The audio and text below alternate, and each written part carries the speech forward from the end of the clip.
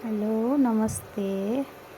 आज म हजुरहरूलाई बिरयानीको रेसिपी लिएर आएको छु। हेर्नु होला, यो चाहिँ चिकन बिरयानी हो।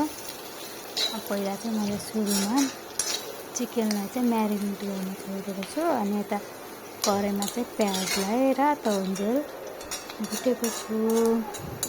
यसलाई चाहिँ अब एकदमै रातो हुन्जेल भुट्नुपर्छ। अनि भिडियोमा देखाए जस्तै रातो हुन्जेल भुटिराख्ने। अनि यता प्याज रातो भइरहेको छ। अनि मैले यसलाई अलिकति चाहिँ एउटा छुट्टै प्लेटमा निकाल्ने। अनि अलिकतिमा चाहिँ त्यो अघिको म्यारिनेट गरेको चिकनलाई चाहिँ राखेर भुट्दैछु। यसलाई पनि मजासँग भुट्ने, जबसम्म यो मजाले पाक्दैन यसमा लागेको मसलाहरू तबसम्म भुटिराख्ने। अनि बल्ल यसको स्वाद मिठो हुन्छ। यसलाई मैले मजाले पिठको कराईमा भुटिरहेको छु। देख्न सक्नुहुन्छ भिडियोमा जस्तै। यसलाई एकछिन भुटेर ढाकिदिने। अनि त्यस पछाडि लास्टमा मैले टमाटर हालेको छु। टमाटर हालेर फेरि यसलाई मजाले चलाइदिने। यसलाई मजाले चलाएपछि यत्तिको हुन्छ। यत्तिको भएपछि एकछिन यसलाई पाक्न दिने।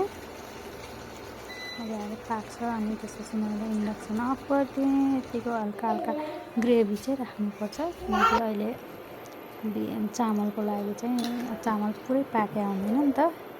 अनि त्यही भएर यसलाई चाहिँ बोइल गर्नको लागि चामललाई हाफ बोइल गर्नको लागि फेरि मैले त्यही कराईमा पानी हालेर चामल राखेँ। यसलाई मजाले अलिअलि उमालेँ। यो पुरै राम्रोसँग पाक्न चाहिँ दिनु हुँदैन। फेरि पुरै पाक्यो भने चाहिँ बिरयानी मिठो हुँदैन। हल्का हल्का पाकेपछि मैले अफ गर्दै अनि निकालेर अर्को एउटा भाँडामा राखेँ। त्यत्तिकै छोड्यो भने फेरि यो टुक्रिने सम्भावना हुन्छ। त्यही भएर मैले अर्को कराईमा यसलाई पानी तारेर राखेको छु। हेर्नुहोस् त कस्तो राम्रो भएको छ। फर्र पुरै पाकेको छैन, यो 50-60% पाकेको छ। अनि मैले कुकरमा लेयर गरेर राखेको छु। यो भिडियो चाहिँ मैले बिर्सेछु बनाउन, त्यही भएर एकैचोटि। अनि लास्टमा हेर्नु त हाम्रो फाइनल लुक यस्तो हुन्छ बिरयानी। साँच्चै नै कस्तो खाउँ भएको छ। एकदमै मिठो भएको थियो बिरयानी। देख्न सक्नुहुन्छ।